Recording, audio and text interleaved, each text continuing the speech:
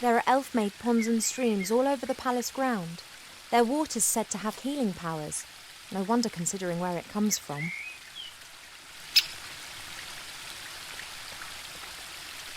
There are reeds and water lilies growing in the pond. Naturally, they were planted there. They don't grow in the wild so high up the mountains. I can't think of any use for a water lily, but a reed could come in handy.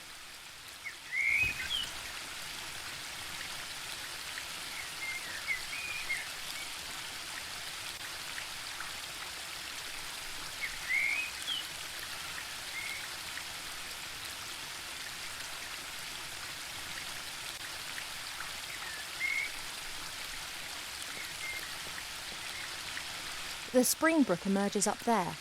It's still small here, but it becomes one of the largest and most important rivers in the woodland realm.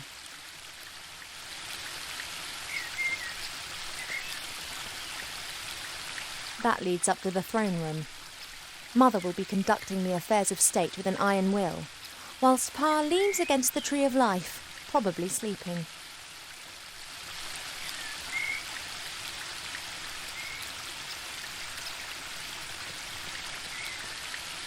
There's only a little water left in the bird bath. Cheep Cheep always says that it evaporates quickly. I, however, think that the constant need to replenish the water is more down to his unbridled joyous splashing and not insignificant body mass. There's only a little water left in the bird bath. Cheep Cheep always says that it evaporates quickly. I, however, think that the constant need to replenish the water is more down to his unbridled joyous splashing and not insignificant body mass.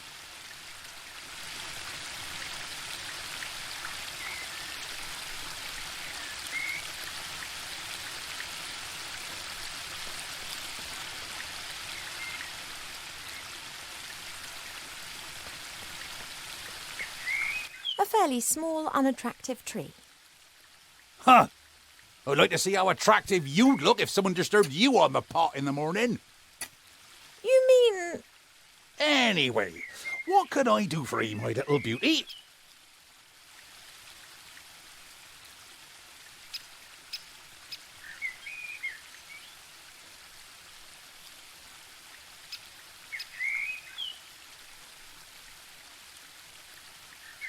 The garden always looks fantastic, Arbor. Thank you. It's a girt load of work. People always think elf gardens are fabulous by their very nature. But you need a mighty good gardener. You have got green fingers. Ah, that's just moss, me dear. Happens if you spend all day grubbing around in the earth and don't wash your hands properly in the evenings.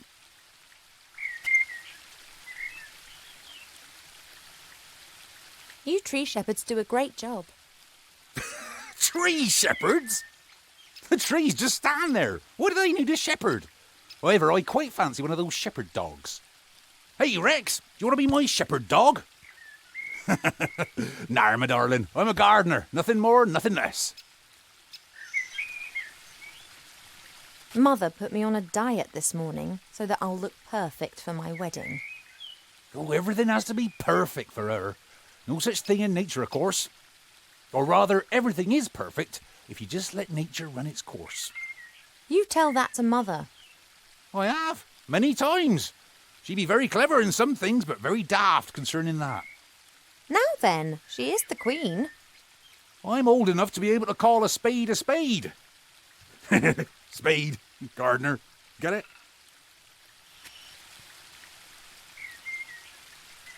What are you up to today then? Got much on? Oh, the usual. You know, it never rains in the Elfborough, but the flowers need their water, so I water them every day. Ah, the curse of good weather. The weather isn't the only thing which isn't right. I've been here 30 years, and for 30 years we've had autumn. Time passes differently in the Elfborough. Slower. Well, that's why everyone grows to be ancient here, obviously. But if we had a bit of normal weather and the usual seasons, there'd be a lot more variety here. You and Father, you get along well, don't you? Ah, no one understands more about nature than him, that's for sure. But I don't often ask him for help. Thinking has never got a field dug, if you get my drift. He's just more of a theorist. Ah, the mud on your feet, the smell of fresh earth, All that joy and life. And he's missing out on the lot by just sitting around up there and doing nubbit. I have to get on. Yep, got a bit to do myself. I just don't know what's wrong with that plant over there.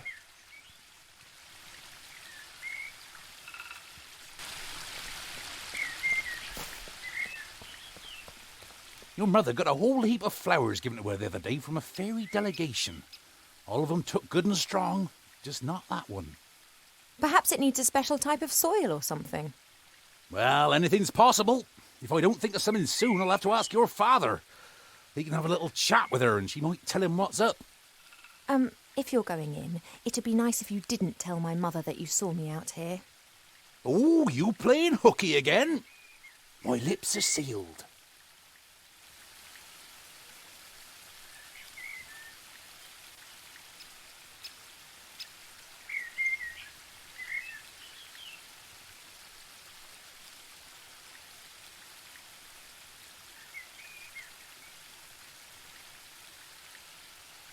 I don't know the names of all the plants in the garden. Grandmother knows them all, which is probably down to the fact that it was her that gave many of the plants their names a few thousand years ago. Shite beerwood, sweat tea, dodder flower, fat hen, bistort, stink root. We no longer invite her to family gatherings.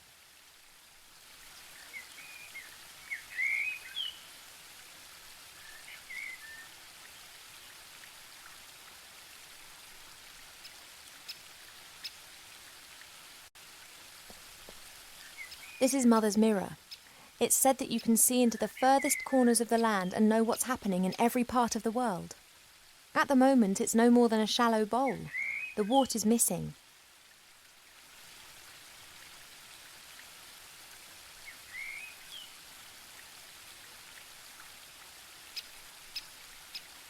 Mother thought it was unseemly of the bees to build their hive in our garden. I don't think she could get used to the thought that she would no longer be the only queen here.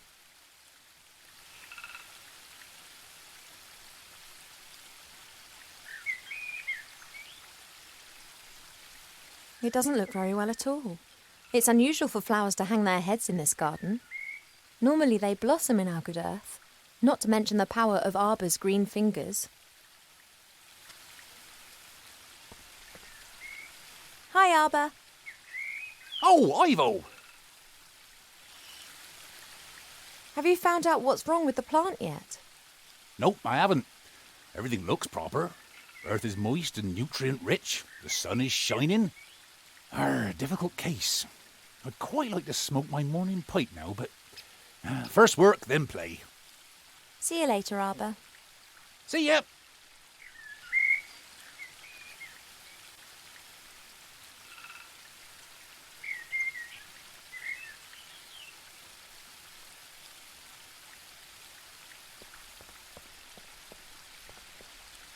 A handy smooth stone, Arbor's sheepdog.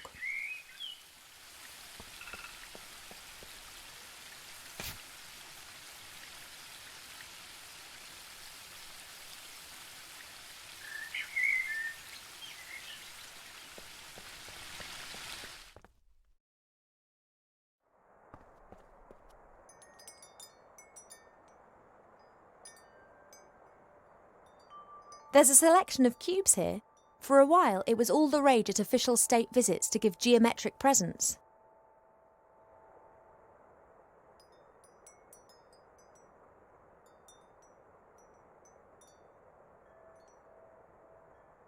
A present from one of the northern kingdoms. Strange folk up there. The men climb mountains and shout foul-mouthed things in dragon's language at the dragons. I think it's some kind of test of courage.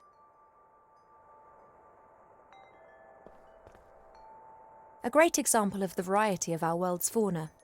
Some of the ideas Mother Nature has can be quite off the wall.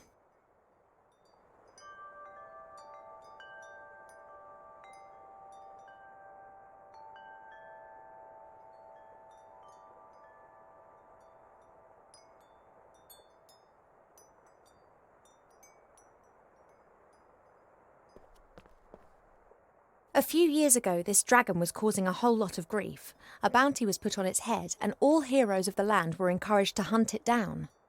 40 brave warriors penetrated its lair and slew it. They brought the head to the palace where it was displayed in triumph. The strange thing was that a bit later more adventurers came carrying an identical head. Then more and more heroes arrived.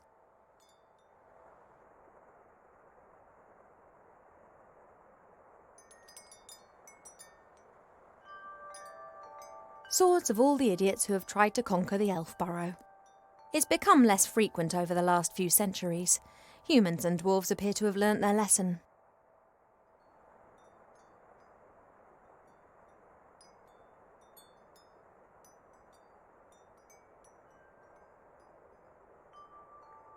Several books about animals, an atlas, a book about humans. Actually, more of a brochure. And what's this? Fishing for the moderately talented.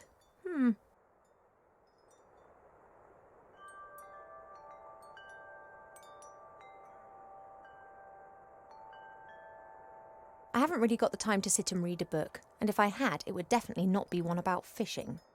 There must be a medical book for elves here somewhere.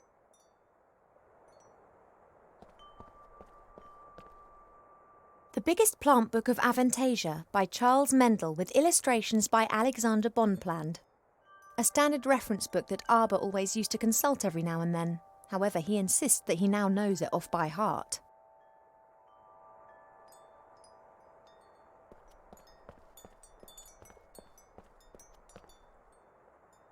What have we got here then? Aha!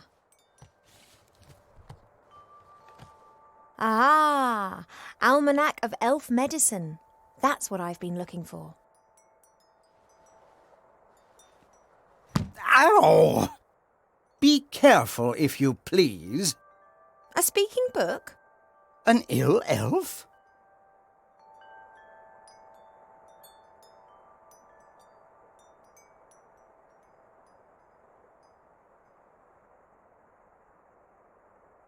Ill elf? So I look ill. What's wrong with me? Take it easy, young one thing at a time. Young one, I'm older than you. And you look it, too. I do? No, of course not, and I can also see no illness. But the mere fact that I've been fished out from the back of the shelf for the first time in centuries tells me that something is wrong. I haven't been feeling too well recently. I'm sleeping badly and have no appetite. I know that elves are very seldom ill, but if it's not that, then it must be some kind of magic or curse. Seldom ill does not actually mean never ill. Elves can, for instance, suffer from a broken heart. Oh, please. It is one of the most common causes of death amongst beautiful princesses. Oh, it must be something else. Sensitive elves can sometimes suffer from the pains of the world. There are a variety of ear infections, and of course it could also be lupus. But I think it is something else. Like what? To be completely certain, you must mix a potion and drink it. Are you serious? Very.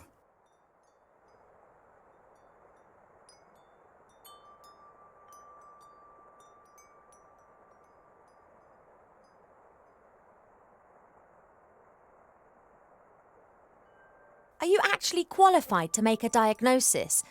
And why can you talk? I am a magical medicine book. That actually serves as an answer to both of your questions. I've never encountered a talking book before. Of course not. I am the only talking book here. That's the problem. In the magical library in Seastone, all books can talk. Things really get cooking there, believe me.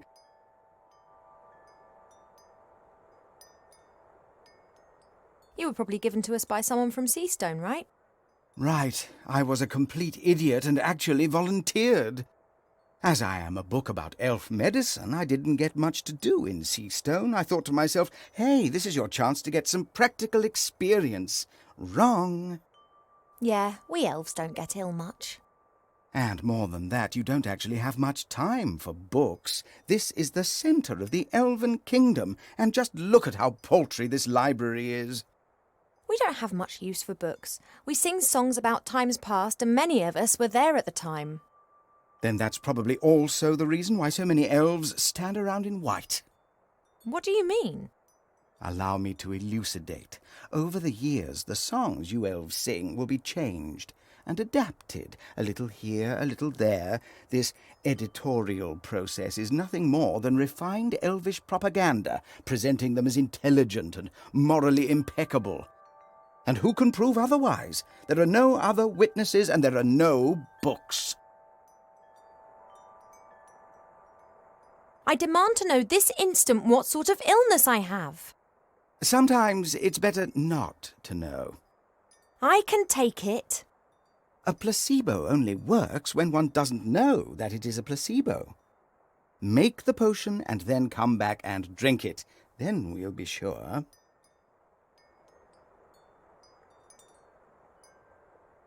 All right, this potion. What goes in it? It is very easy to make.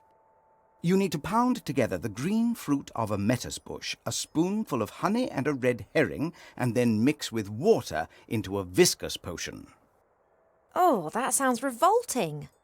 It's medicine. It isn't supposed to taste nice. And if I drink it, I'll be well again? We will then at least know what is wrong with you.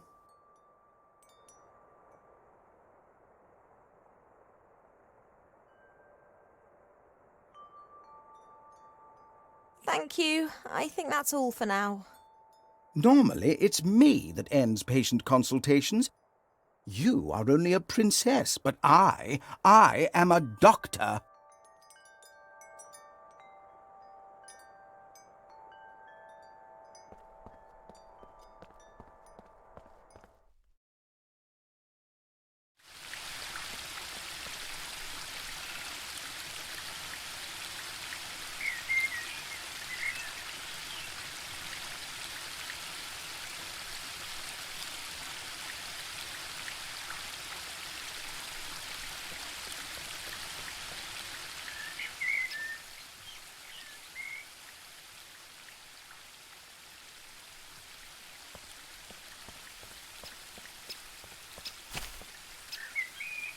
Hi, Arbor. Oh, Ivo! If I were ill and needed to make some medicine, then you'd help me with that, wouldn't you? Ill? You're an elf! Elves don't get ill! But if I were... Oh, come on, now tell me, how can I help you? Do we have a metis bush in the garden here? That bush over yonder. But that fruit's red. And what colour do you expect, then? Green. Are they only green when they're not ripe? Nah, they're blue then. They're green when the bush senses danger. Pardon? The metis bush has exceptionally delicious sweet fruit. But if it thinks it's in danger, then they go green and very sour. Call it a defence mechanism. Ah, and the bush only has red fruit because it has nothing to be afraid of here. That's right.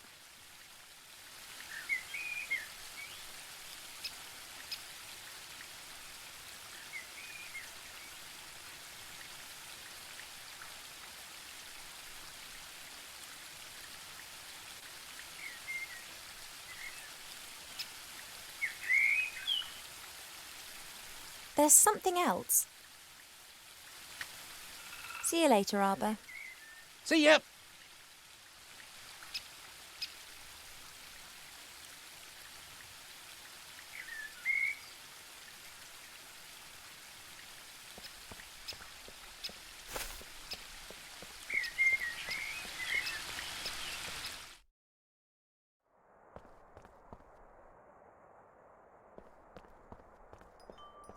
This flower clearly is one of the more exotic of the palace's flowers.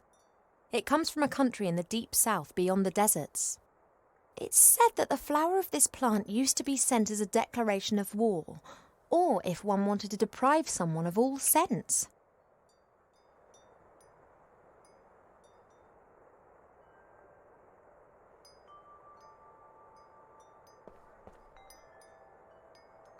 Why do so many people hate this flower? Perhaps it has an abhorrent smell.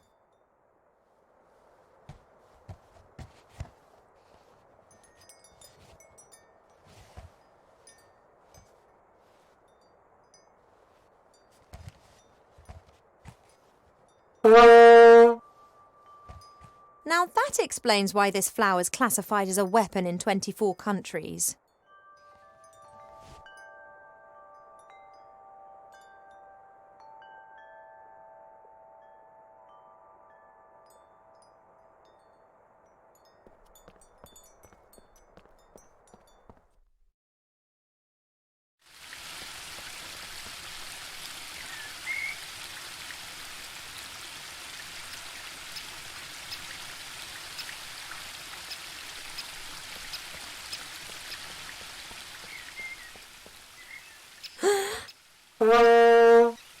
If the bush had a heart, it would have skipped a few beats. Thanks.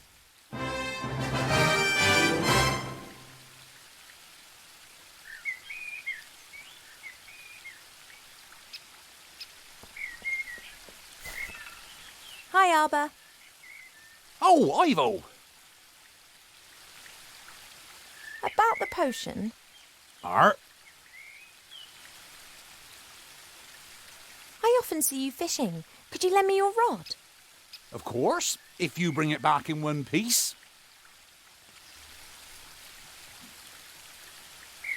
What's up? I was convinced that I would have to make my own fishing rod, or that you'd ask me to collect a variety of mystical items in exchange for it. Why?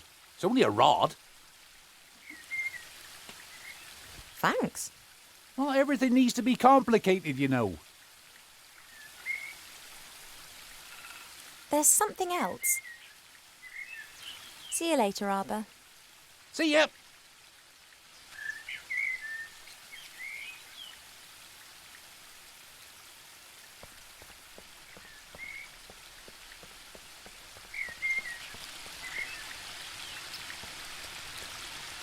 As suspected, there are red herrings swimming in the pond. They are really saltwater fish that live in the sea. But they always come back to their homeland to breed. They're the only known fish variety that can scale nearly vertical cliffs.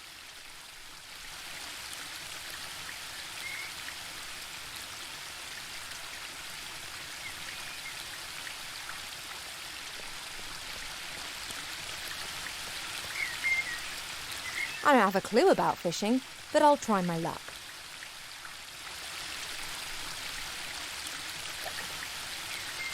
Just as I expected, nothing. On the other hand, somehow I have the feeling that I now know what I'm doing.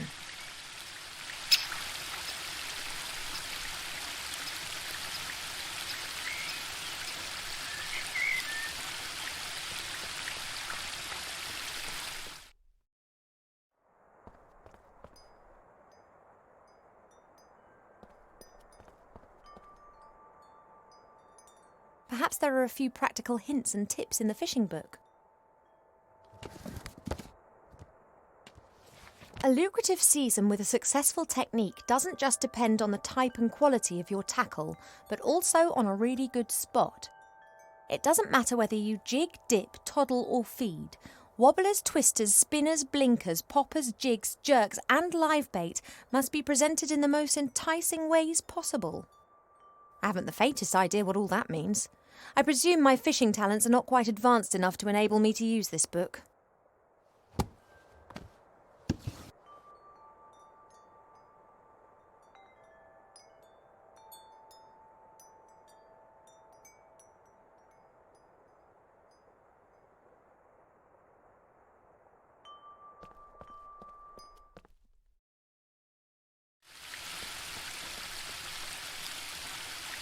Arbor's pot, literally.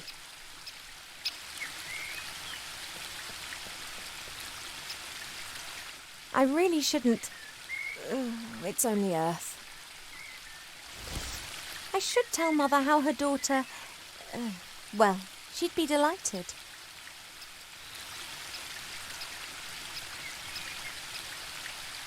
The worms provide a great lure and should increase my fishing success rate, whatever that is.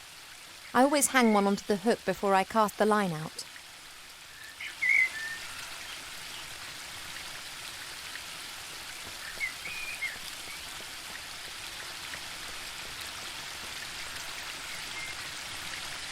I guess that I can just practice until I'm good enough.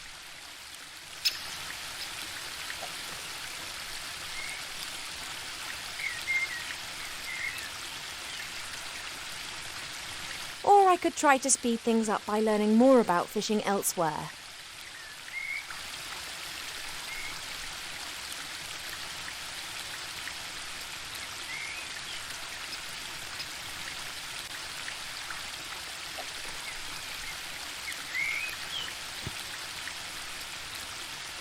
A classic.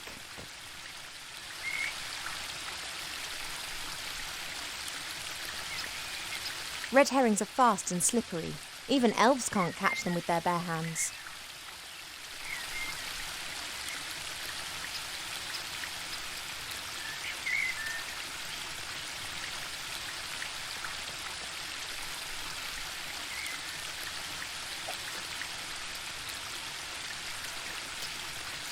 At last! Now I can tick the red herring off my list.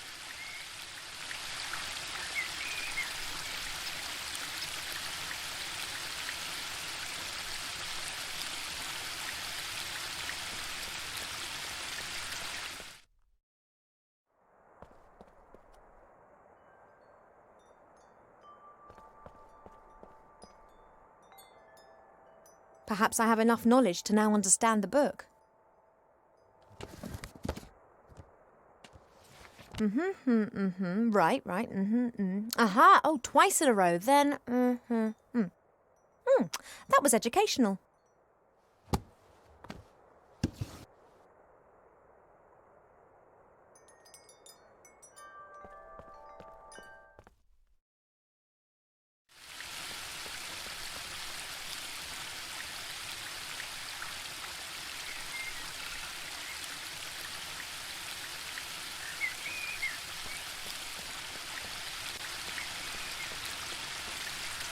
I've got what I need, but this is so much fun.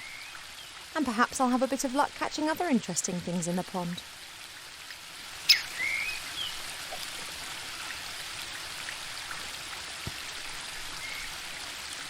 A classic.